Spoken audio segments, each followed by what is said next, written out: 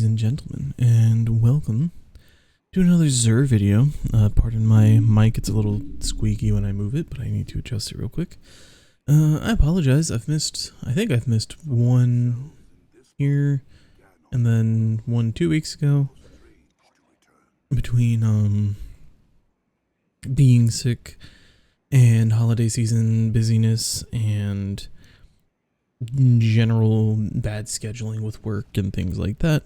I've missed a couple more here and there, and I apologize. I really try hard not to do it, but it is unavoidable at times, and I hope you can forgive me. But for now, let's see what our tentacle friend brought us this week. For the hunter, we have the Assassin's Cowl. It's a bulwark archetype. Yeah, that's the word. We've got 29 health, 20 class, and 12 weapons. The stat line is actually not bad on here, but I think the archetype is kind of personally. I don't think I've ever actually used bulwark like at all. But I'm sure, you know, there's someone out there who swears by it. So if you are looking for an Assassin's Cowl with that archetype, you're in luck. Up next for hunters, we've got the Arthrus's Embrace. We've got Paragon. So we have a major spike in super and a minor spike in melee, which is actually pretty solid for Arthrus. We do have our tertiary being in health, which again is not the best stat to focus on in my opinion, but overall this is a decent exotic. For our titans, we have the Eternal Warrior. This thing saw a decent amount of play in PvP at one point, but I feel like it's kind of toned back a bunch since. I haven't really seen anybody rocking it. As for our stats though, we are a specialist archetype with 30 class, 20 weapons, and 13 melee. When all these new armor types and stats rolled out, I genuinely thought this was going to be the best one because of how much they hyped up the weapon stat. So I was thinking, you know, class weapons and then super is your third. You know, I was really thinking that specialist was going to be like the best general purpose, you know, armor archetype, but I think maybe not. Also for our Titan, we have the Blast Wave Striders with a Paragon archetype, 18 melee, 29 super, and 11 class. Our base is only 58, which I would probably pass on, sadly. Because even though these things aren't tiered, it's because they're tiered, every individual stat point matters. And just having an exotic below 60 really is going to hurt your build craft potential until we get tiered exotics or until they just bump them up or something. I don't know what their plans are, but... Moving on to Warlocks, we have the Starfire Protocol. And another Paragon archetype. We got 30 super, 18 melee, and 11 class. Base is 59. And again, you probably, if you are focusing on super with this exotic, then maybe this would be okay, because I don't think you can get higher than 30 on an exotic in a single stat, if I'm not mistaken. I think 30 is the cap. So it might be usable, even though it's 59 and I just said anything below 60, but the way the stats line up and everything makes a difference. Lastly, we have Second Filaments. It's a brawler archetype with health and melee being your major and minor stats. And we also have 13 class. And as always, we will have the Solipsism, Stoicism, and Relativism, your 3 exotic class items from, oh god, is it Lightfall? No, it's not Lightfall. Beyond Light. No. Good lord, what's the name of the expansion? Final Shape? Is it Final Shape? God, I feel stupid right now. I am tired and I don't know. But you know what the exotic class items are. You're going to have them on here for each of your classes depending on which one you sign in with. So if you're still hunting down any of those or need one for a build, feel free to head over and pick a few up. For strange offers this week, so we've got the Ascendant Shards,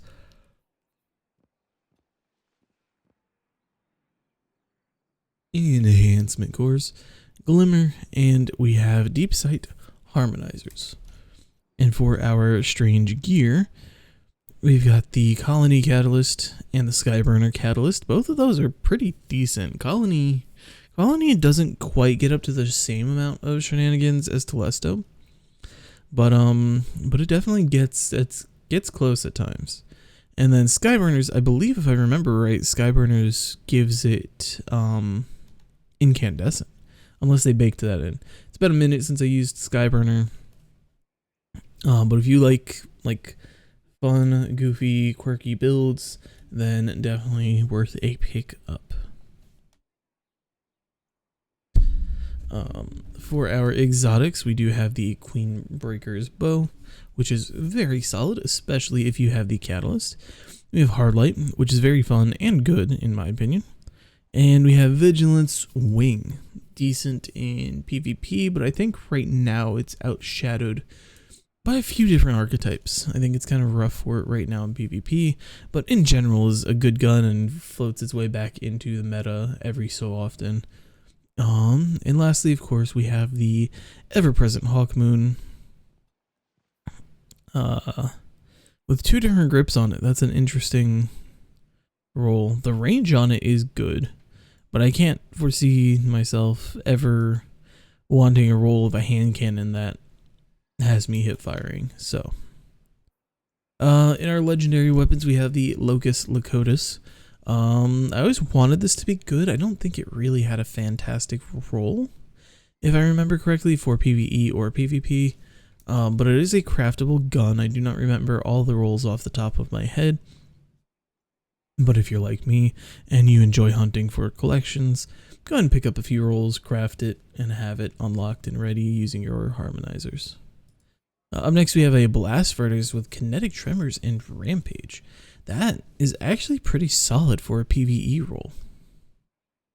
I may wind up picking that up myself. I know I have a good PvP roll, but I don't know if I have that. Next, we have the Whispering Slab.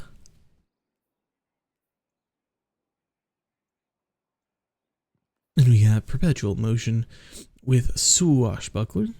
We do also have Elastic String and Reload Speed for the most optimal draw time, but our accuracy is pretty rough, I'm not gonna lie.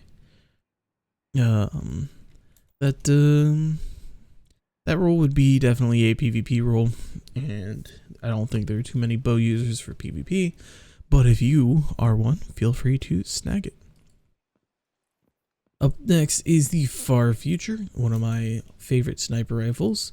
Sadly, it's just not comparable anymore to anything in the game, but it looked really cool and felt really good at the time. And moving target Thresh, if the rest of it was like really good, I could see maybe if you go small bore and flared with your moving target and a stability masterwork, maybe I could see a play for using it in PvP.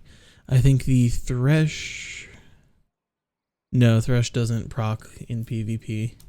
If that did work in PvP, it would not be good, but I could say, like, I could see a reason for using it. But one of those times where it's a mash of PvE and PvP, and it just turns out to not be good. So I will personally pass. Up next is Targeted Redaction 120. This actually saw some use for a little while, and then they changed how something worked. There was basically you were able to 2-tap with it in PvP for a bit pretty easily, and they nerfed something or changed something. I don't remember exactly what they did. I never loved the feel of it. I always wanted to like it, but Outlaw and Focus Fury is not a terrible roll. Up next is Plug 1 Adept. We've got a hammer forged rifling, accelerated coils, reconstruction, and kickstart, as well as well-rounded. There's a part of me that wants to say this might not be bad for PvP, but I don't know. I don't think you're going to use reconstruction. And maybe well-rounded. I could maybe. It's got good range. It's got kickstart, which a lot of people like. I could see this being a decent PvP role, even though there's nothing on here that boosts your stability or your accuracy, which usually you want on a PvP fusion. Up next is Wavering Duty with Dynamic Sway and Focused Fury. Once again, kind of combining PvE and PvP together, but overall, this is just genuinely a good LMG. This archetype, this model of LMG is my favorite in the game personally. The Avalanche from the original Dawning was the same model and archetype, and I used that thing for years, even after it was sunset. I think I still have my original role, and I use it in PvP pretty often. But yeah, this will not be bad for PvP. Your final perk probably won't do too much for you. And in terms of PvE, it's not a fantastic damage buff anyways, and you'd really want to pair it with something feeding your mag as you shoot anyways. But if you're just looking for a generically good PvP LMG that's pretty stable and a little bit rangy, I would not think twice about using this if you don't have a better option. Up next, we have the Thin Precipice. The roll on this is pretty mid, frankly. I would definitely pass. However, it is a craftable weapon, and a good one at that. So if you do not have to have it, go ahead and grab a few copies, harmonize it, and craft it. And if you don't use it, it's in your collections for when you do. And lastly, we have the Eleatic Principle. Fluted, hammer forged, light mag, alloy, heating up in golden tricorn. Purely for like low end ad clear, I could see a play if you're just looking for a ad clear machine gun and nothing else. I don't tend to typically take up my heavy slot for ad clear, even if there's a meta option in the energy slot or the primary slot for DPSing. I typically still like to have something there. And I think most players are like that. You don't really see too many people running around with just like an LMG in any sort of activity where there's going to be like a big DPS fight, unless they're entirely relying on abilities.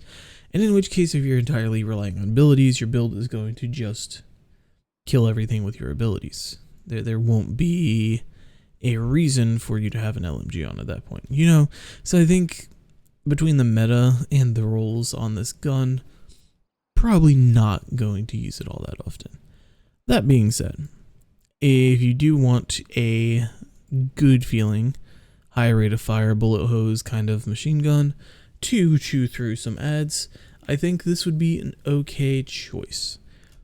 I do also believe that this is craftable, but it's been a long time, so I'm not 1000% sure on that. Actually, we can check right here real quick. Let me see. Where are Journey Collections Patterns? The machine guns. Eleatic Principle, right there. It is indeed craftable. But with all of that being said, I want to say a huge thank you to all of you who have watched the videos and any of my other videos, and all of you who have followed. And if you are new, or if you keep coming back, go ahead and drop a follow. You're already around, and you are clearly enjoying the content. So, help out, support the channel, drop a follow, turn on notifications, so you never miss a video. And with all of that being said, I will see you guys in the next one. Have a good weekend, Guardians.